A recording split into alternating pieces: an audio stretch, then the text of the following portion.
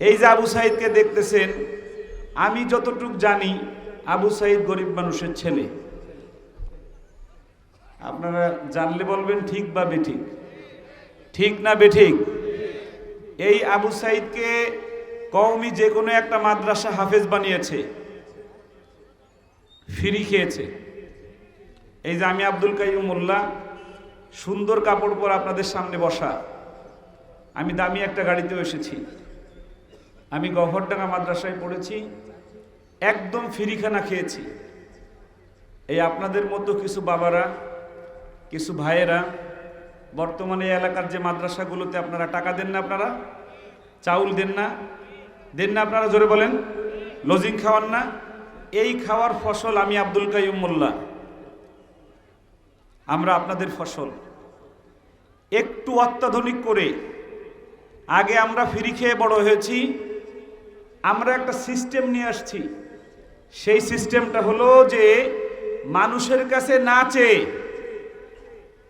বাবা তার কষ্টার্জিত টাকা দিয়ে একটু ভালো পরিবেশে পড়াবে। সেই পরিবেশের নাম হলো প্রাইভেট মাদ্রাসা। ঠিক না বেঠিক? আরো জোরে বলতে হবে, ঠিক না বেঠিক?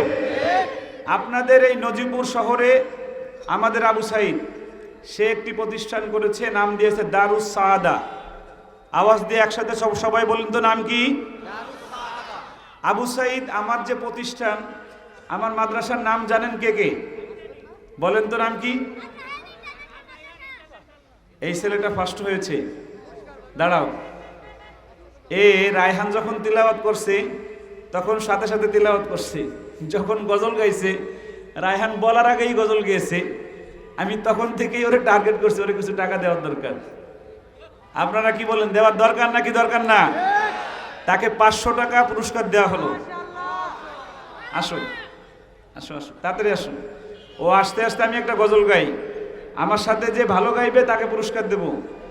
আমার মন চলে যায় বারে বারে সোনার মদিনায়, আমার মন চলে যায়। রাসূলের গান কি আওয়াজ দিয়ে গাওয়া যায় না? এই দাঁড়ানোওয়ালা দেখা যাবে। আমার মন চলে যায় বারে বারে সোনার মদিনায়, আমার মন চলে যায়। গজল গাওয়া যাবে না, আমি শুধু কথাই বলি। ওই আসো আসো, নাম কি? শিহাব হাসান।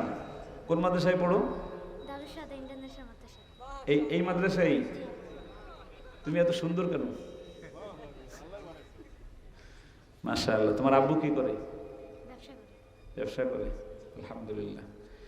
কি নাম বলছো? আল্লাহ শিহাবকে আল্লাহ কবুল করুক, সকলে বলেন আমিন।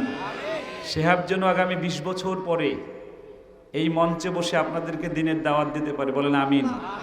আরো জোরে বলেন আমিন। শিহাবের আব্বা এখানে আছে। মানুষের কপালে চান কপাল থাকলে এরকম এই মজলিস এরকম ডাকে, ওর চান কপাল যে আমার নজর লেগেছে। আল্লাহ যেন তাকে আমাদের সবাইকে একসাথে জান্নাতে থাকার তৌফিক দেয়, বলেন আমিন।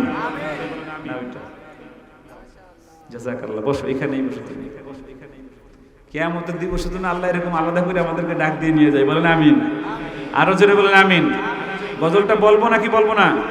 আমার মন চলে যায় বারে বারে সোনার মদিনায়, আমার মন চলে যায় বারে বারে সোনার মদিনায়, আমার মন চলে যায় বারে বারে সোনার মদিনায়, সোনার মদিনায়, সোনার মদিনায় আমার